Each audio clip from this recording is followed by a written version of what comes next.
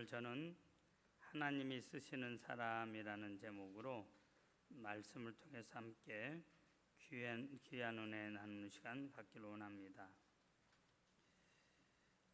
고대 수리 철학자인 피타고라스라는 분이 있는데 그분이 이런 말을 합니다. 앞으로 오는 시대의 지배적인 신은 숫자의 신이 될 것이다. 더 많은 숫자의 군대, 더 많은 숫자의 무기, 또 더 많은 숫자의 황금을 준비한 나라만이 세계의 패자가 될 것이다. 이렇게 예언을 했습니다. 오늘날의 세상 현실에서 볼 때 이것은 다시 말해 이분의 말은 지극히 상식적이고 또 보편적인 말입니다. 맞는 말이라 하는 말이에요. 그러나 이런 상식적인 관점에서 오늘 성경 본문의 말씀을 들여다보면 성경의 하나님은 지극히 비정상적인 신이라고 할 수밖에 없습니다. 오늘 본문이 그것을 보여주고 있습니다.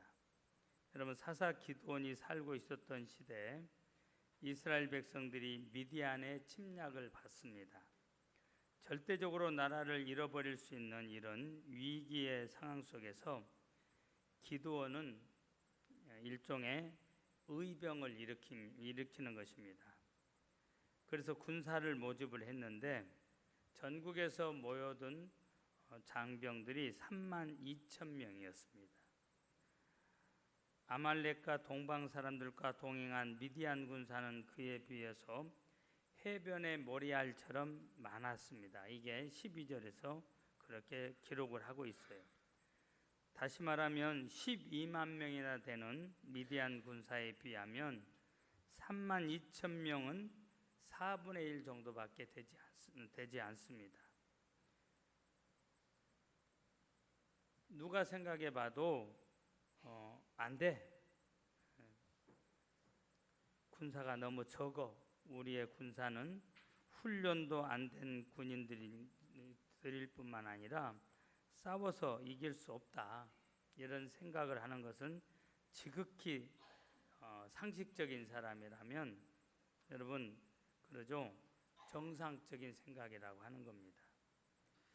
그때였습니다. 하나님은 기드온에게 이렇게 말씀하세요. 기드온아, 너를 따르는 백성이 너무 많다. 아니 지금 백성들은 아우성인데 12만 대 3만 2천 4분의 1밖에 안 돼서 너무 적다고 그러는데 하나님은 너무 많다. 그래서 누구든지 두려움에 떠는 자는 길르앗산을 돌아가라고 해라. 그래서 하나님이 시킨 대로 기드온이 자, 여러분 중에 두렵고 떨리는 사람들 그러죠. 간담이 선을 하죠. 32,000명 대 12만 명이니까 기회는 이때다. 이럴 때 그냥 살 길을 찾자 해서 돌아간 사람이 22,000명입니다. 그러니까 이제 10,000명 남았어요. 4분의 1이 12분의 1로 줄어든 것입니다.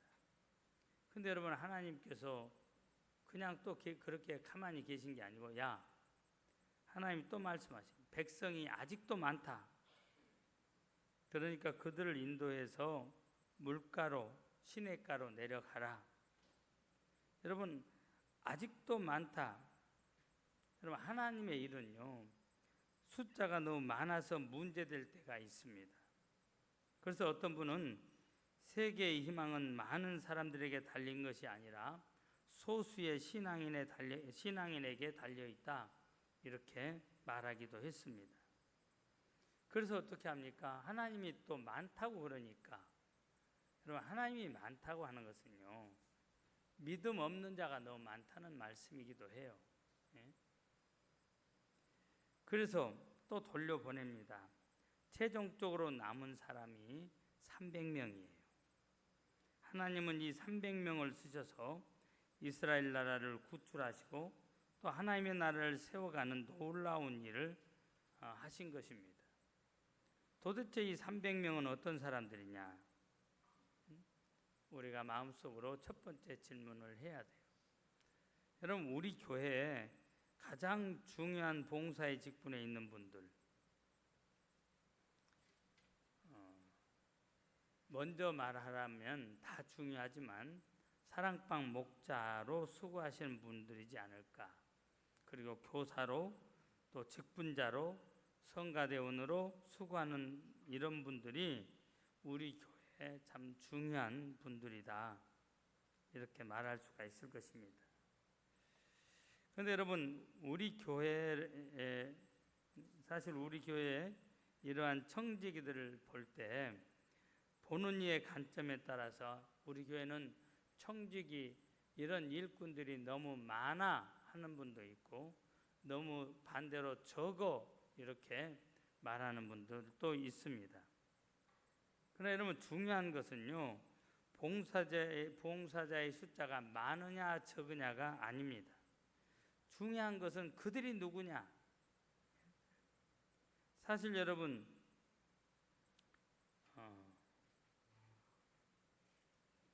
숫자가 많으냐 적으냐를 우리는 따집니다. 야, 복교동교회 가면은 많은 봉사자들이 있어. 복교동교회 가면은 반대로 숫자에 비해서 너무 적은 사람들이 봉사해, 이렇게 말할 수 있어요. 근데 방금 말씀드렸습니다. 하나님 앞에서는 숫자가 중요한 게 아니에요. 그들이 누구냐, 또 어떤 사람이 되어가느냐, 이게 중요합니다.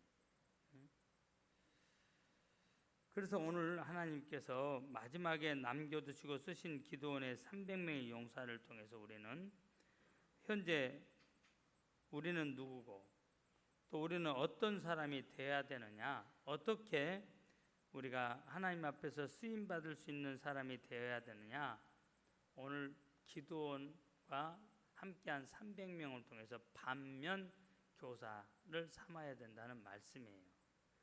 여러분, 한마디로 말하면 이들은 하나님께 쓰임을 받은 사람들이에요. 그 사람들은 어떤 사람입니까? 오늘 적어도 본문은 3가지를 말해주고 있어요. 그 첫 번째가 교만하지 않는 사람들이었다고 하는 겁니다. 본문 2절에 보면 여호와께서 기드온에게 이르시되 너를 따르는 백성이 너무 많은즉 내가 그들의 손에 미디안 사람을 넘겨주지 아니하리니 이는 이스라엘이 나를 거슬러 스스로 자랑하기를 내 손이 나를 구원하였다 할까 함이니라. 여러분, 여기에서 중요한 단어가 나오죠. 스스로 자랑하기를 이라는 단어입니다. 왜 하나님이 수다한 이스라엘 지원병들을 그대로 여러분 돌려보내시기를 원하셨느냐 하는 겁니다. 그 이유는 자기들 힘으로 싸워 승리했다고 자랑하는 것을 듣고 싶지 않아서 하나님이 돌려보낸 겁니다. 여러분, 자기 자랑하지 않게 하시려고, 다시 말하면 교만하지 않게 하시기 위해서 이스라엘 백성들이 만약에 32,000명 모집된 대로 그대로 데리고 미디안의 12만 명을 상대해서 4분의 1 정도니까 우리나라 이순신 장군은 배 12척으로 승리를 했는데, 그러니까 32,000명을 하면 그래도 우리가 일당 100은 아니어도 일당 4명은 했다. 그래서 우리가 잘나서 우리의 힘으로 승리했다. 누가 생각해 봐도 여러분, 인심을 더 숫자를 더 여러분 퍼센트를 높여서 그래, 이길만 하겠다. 너네들이 그렇게 자랑할 만 하겠다. 너네들의 생각이 맞다. 응? 거기에 하나님이 도왔다 이런 말은 안 통할 정도로 그 숫자예요. 32,000명. 그러니까 하나님은 그 소리, 너네들 스스로 자랑하고 우리의 힘이다, 우리의 능력이다, 하나님께서는 그 소리 듣고 싶지 않으셨던 거예요. 그래서 여러분, 하나님은 돌려보내셨고요, 300명으로 12만 명을 상대하도록 한 겁니다. 상식적으로 생각해 보세요. 누가 생각해도 12만 대 300, 300대 12만은 이거는 사람이 할 수 없는 일이다. 이거는 사람의 힘으로 불가능한 일이다. 인정할 수밖에 없는 숫자예요. 사랑하는 여러분, 300대 12만이면 여기 있는 용사들도 하나님, 우리 안 됩니다. 우리 너무 숫자가 적습니다. 그러니 하나님 도와주세요. 이것은 불을 보듯이 뻔합니다. 질 수밖에 없는 전쟁입니다. 여러분, 이 사람들이 기도하지 않을 수가 없어. 자기들의 약함을 알기 때문에. 다시 말하면 저들이 승리를 해도 우리 승리의 원인이 우리의 숫자에 있는 것 아니다. 하나님이 하셨기 때문에 이겼다. 이렇게 말할 수밖에 없는 그런 상황이라고 하는 것. 다시 말하면 하나님 때문에 이겼다. 여러분, 성경에 보면 하나님이 제일 싫어하시는 것이 있죠. 하나님이 절대로 보지 못해 하시는 것이 있습니다. 그것이 바로 뭐냐? 오늘 여러분 야고보서에도 있고 잠언에도 있고 하나님이 교만한 자를 물리치시고 겸손한 자에게 은혜를 주신다 하는 말씀처럼 하나님이 절대로 보지 못하는 것, 싫어하는 것은 교만한 자입니다. 우리의 삶의 장을 가만히 관찰해 보면 때로 우리의 연약함이 그대로 존재합니다. 우리가 그리스도인이고 또 기도하는 사람들이고 하나님의 도움을 의지하고 살아감에도 불구하고 여러분, 내가 막 강철이 되는 거 아니에요. 그러죠? 여전히 나는 연약함을 지니고 살아가고 있는 사람이에요. 여러분, 왜 하나님께서 우리의 연약함을 그 우리의 부족함의 여지를 채워주지 않고 그대로 남겨두시는 이유가 무엇일까 질문해 보신 적 없으세요? 그런 질문이 가능하잖아요.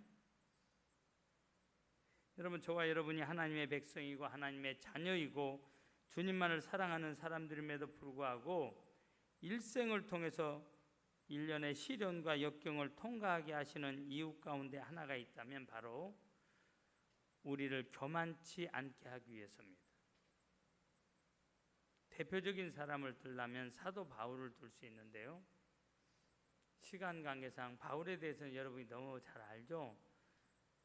예수님을 위해서 그렇게 수고하고 헌신하고 또 주의 능력의 도구로 쓰임받고 하는데 바울은 여전히 자기의 약함을 그대로 가지고 있어요. 그 약함이 뭐냐? 바울이 가지고 있는 질병. 너무너무 고통스럽기 때문에 바울이 일명 사탄의 가시, 사탄의 사자라고 그렇게 병의 이름을 붙인 겁니다. 그래서 바울은 하나님, 내가 하나님 앞에서 이런 능력을 행하고 이렇게 지금 수고하고 있는데 내 이 질병 치료해 달라고. 이 질병 치료해 주시면 내가 더 잘할 수 있지 않습니까? 그러니 치료해 주세요.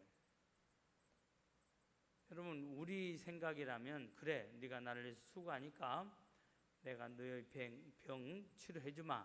치료해 줄 것 같은데 하나님은 그렇게 말씀하시지 않아요. 바울아, 네 병 그대로 가지고 사는 게 너한테 유익해. 만약에 이 병 없으면, 이 안전장치 없으면 너 교만해지고 결국은 쓰임받다 버림을 당해. 내가 인간들을 잘 알거든. 내가 너희를 지었기 때문에. 응? 여러분, 때로는 우리가 부모님 어렸을 때 부모님이 막 뭐라고 하면은 간섭하지 마세요. 내가 알아서 할 테니까 나 알아서 잘할 수 있어요. 이러지만 여러분, 잘할 수 있어요? 양심에 손을 얹어 보세요. 잘 못해요.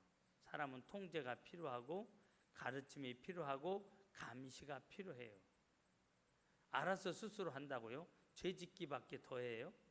게으름밖에는 더 여러분 피울 것이 없어요. 더 게을러집니다. 군인들이 알아서 나라를 지켜준다고요? 아니요. 철저하게 훈련하고 통제하니까 그러죠. 군기가 안 빠지고 있는 거예요. 지 스스로 한다고요? 일어나는 시간부터 적군이 왔는데도 퍼 자고 있을 거예요. 우리 스스로. 이게 바울이 받은 은혜가 너무 크기 때문에 이 족쇄를 풀어놔 버리면 질병의 고통은 없을 줄 모르지만 교만해져서 하나님께 버림받는 것이 더, 여러분, 그게 더 문제가 되는 겁니다. 그냥 몸 아픈 것 정도하고는 비교가 안 되는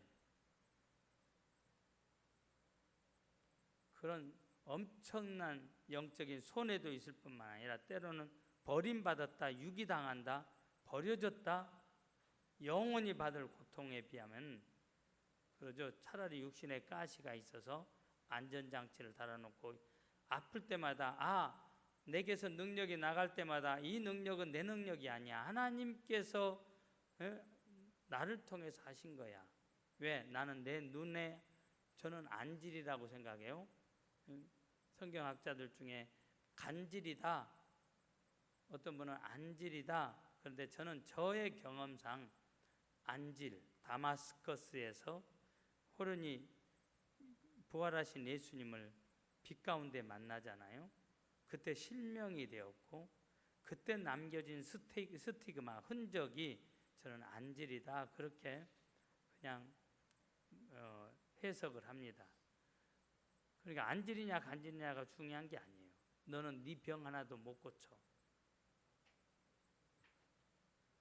그러니까 이거는 너의 능력 아니야. 교만해지지 마라.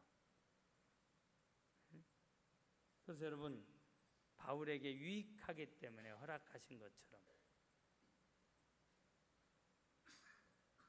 하나님께서 여러분 우리의 부족함을 그대로 남겨두시는 이유가 그겁니다.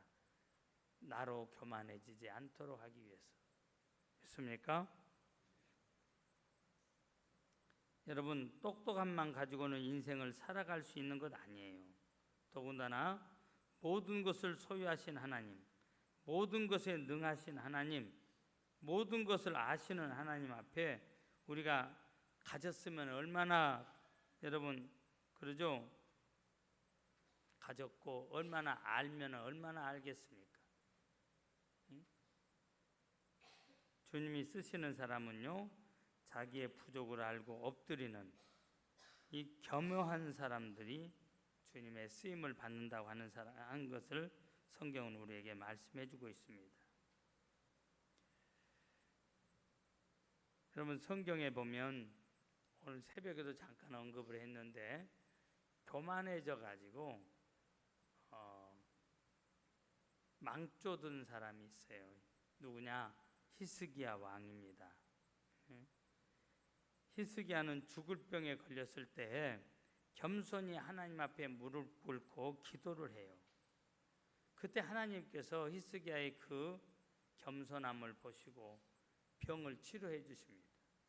생명을 15년 동안 더 연장을 시켜주세요. 그런데 여러분, 그 후에 히스기야는 어떻게 됐어요? 15년을 살아가는 동안에 바벨론 왕 무로닥 발라딘이라고 하는 바벨론 왕이 무로닥 발라딘인데 신하를 보냅니다. 그때 자기의 병을 고쳐주신 하나님에 대해서 간증을 하고, 내가 하나님이 나에게 이런 은혜를 베풀어 주셔서 내가 이렇게 건강을 해보겠다 했으면 얼마나 좋아요. 하나님 히읗자 하나도 그 입에서 나오지 않습니다. 야, 이거 다 내가 잘해서 내가 엄청나게 이 나라를 잘 다스려서 내가 지금 이런 부를 누리고 있다. 봐라, 창고마다 너네들이 부러워하는 금은 보화로 가득 차 있다. 다 곡간문을 열어서 다 보여줍니다. 그래서 자기가 잘했다, 자기의 치적을 자랑을 해요. 그 모습을 하늘에 계신 하나님이 지켜보신 겁니다. 그리고 히스기야에게 말씀을 하십니다. 이 교만한 히스기야에게. 그게 여러분 이사야서 39장에 있죠. 내가 보여준 모든 것은 다 바벨론의 빼앗기리라. 너 지금 네 자랑했지? 네 능력으로, 네 재주로, 네 실력으로 이것 다 했다고 이야기했지? 그것이 네 것이 되나 봐라. 나중에 여러분 바벨론에 다 빼앗겨 버려요. 하나님은 교만한 자를 물리치십니다. 또 한 사람 든다면 사울왕이에요. 사울왕. 그러나 오늘 그 부분은 여러분들이 알고 있을 줄 알고요 지나가겠습니다. 두 번째, 여러분 하나님이 쓰시는 사람의 두 번째 특징이 있다면 오늘 본문을 통해서 봐도 주님을 신뢰하는 사람들입니다. 우리가 겸손하다고, 그리고 우리가 내 자신의 부족함을 알고 있다고 해서 그것만으로 자동적으로 하나님에 의해서 쓰임 받을 수 있는 것 아니라 이 말씀이에요. 중요한 것은 내 부족함을 알기 때문에 하나님을 의뢰할 줄 안다고 하는 것이 중요한 거예요. 하나님 저 부족해요, 저 못해요, 이런 사람은 못해. 아무것도 이런 사람은 못합니다. 부족함만 가지고는 안 돼요. 부족함을 알았다면 이제는 하나님께 나와서 하나님을 의뢰해야 돼. 하나님을 신뢰해야 돼.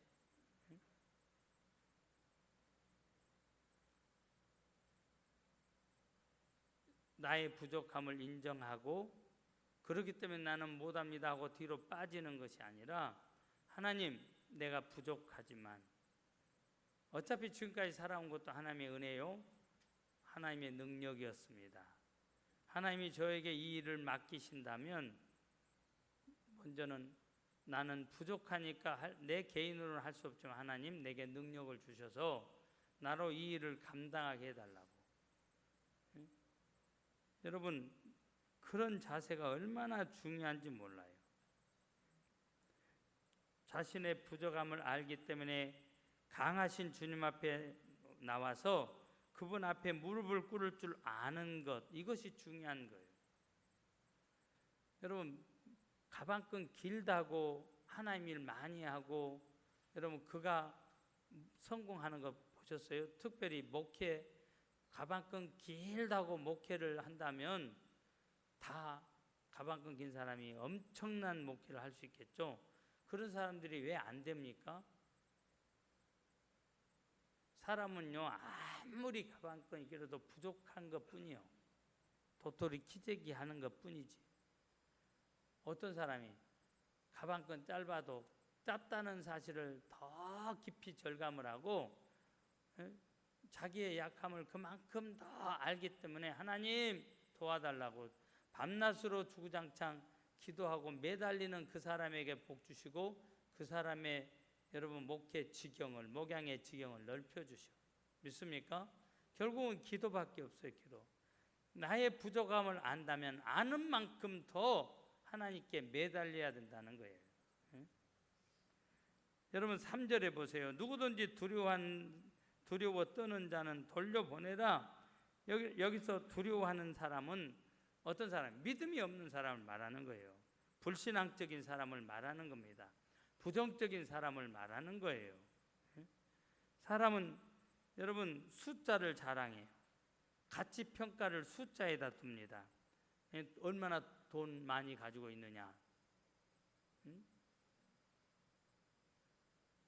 너는 얼마나 소유했느냐, 여기에다가 그 사람의, 여러분 그 사람도 평가를 합니다. 숫자로. 그러니까 사람의 생각 속에는 숫자가 가치 평가의 기준이 되어지는 거예요. 그러나 하나님의 계산법은요 아니에요. 얼마나 하나님을 의지하는 믿음이 있느냐. 하나님은 믿음의 사람을 쓰시기 때문에 네가 얼마나 많이 가지고 있고 얼마나 많이 배웠느냐는 하나님 관심사항 아니에요. 네가 얼마나 나를 의지하느냐, 이게 하나님의 관심사입니다. 네 안에 믿음이 있느냐? 똑같은 환경을 보고 왔습니다. 12명의 정탐꾼이 가데스 바네아에서 출발해서 저들은 같이 먹고 마시고 똑같은 곳을 정탐하고 왔어요. 10명의 사람은 와가지고 우리는 망했다, 우리는 죽었다, 우리는 하나님 앞에 쉽게 한마디로 말하면 사기당했다, 속았다는 거예요. 그리고 그 말을 들은 백성들이 울고 불며 밤새도록 통곡을 했다고 그랬어요.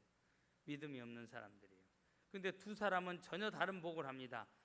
팩트는, 우리 눈으로 보는 팩트는 그래, 맞다.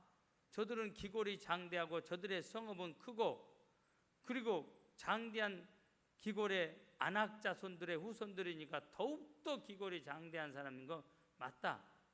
그러나 그 뒤에 믿음의 사람들은 믿음의 말을 해요. 그것이 우리의 눈으로 보는 팩트지만 보이지 않는 하나님, 저들은 보이지 않는 하나님이 저들과 함께 하시고 그분이 강하시고 크다는 것을 알기 때문에 그 하나님을 그들은 신뢰한 사람이기 때문에 맞다. 그러나 하나님은 저들보다 더 강하시다. 세계 최강의 군대 바로의 군대도 바다에다 장사 지내신 분이 하나님 아니냐. 우리를 저 애굽 땅에서 여기까지 인도해 내신 분이 하나님 아니시냐. 만나와 메추라기를 통해서 우리에게 늘 공급해 주신 분이 하나님 아니냐. 이보다 더 강하신 분이 어딨냐. 저들은 10명의 사람들은 우리는 메뚜기 같다, 저들에 비하면 자기들을 곤충에 비유하고 있어요. 그런데 여러분, 이 믿음의 사람들, 영적인 세계를 알고 믿음이 있는 하나님을 신뢰하는 사람은 저들은 우리 밥이다, 밥 먹는 것처럼 쉽다는 거예요.